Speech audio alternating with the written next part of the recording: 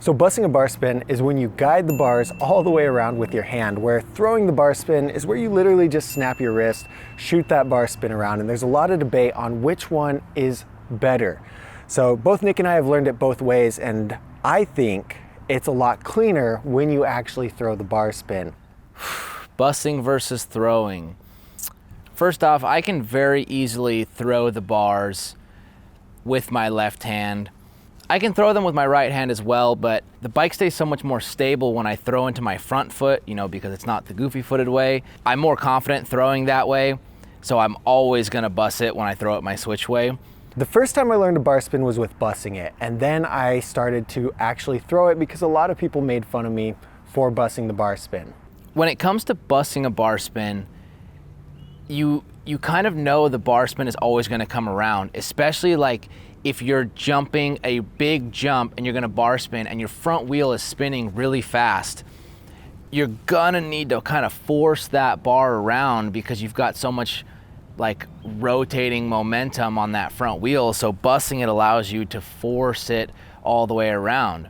Throwing the bar spin, in my opinion, is more street. When you watch street riders do a bar spin, they usually hop up in the air and snap that bar spin around with their wrists. You don't see it as often in park. If you're not on like a big jump and you're just going fly out, when you throw it, it's a lot less work because you don't have to guide the bars all the way around. You don't have to go all the way around with your arm.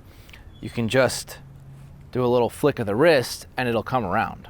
But when you're riding park and you're linking some tricks together, bussing the bar spin really helps with that because you're guiding your bars around, it feels comfortable, and you know exactly where your hands are gonna be so you can take them off for, let's say, a bar to tuck or a bar to whip, anything like that. You've got that bus, gives you a lot more control when you're linking the tricks together. Now, like if I'm gonna do a 180 bar, because I'm turning and because the bike can get a little off balance, it's gonna be easiest for me to bus it. I know the bar spin is gonna come around, so I'll bus it.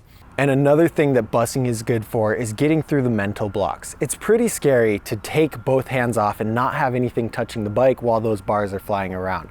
So if you're having a fear with, say, bar airs, for me, when I go to do a bar air, I have to guide it around because I hate the feeling of being above a quarter sideways without anything touching the bike.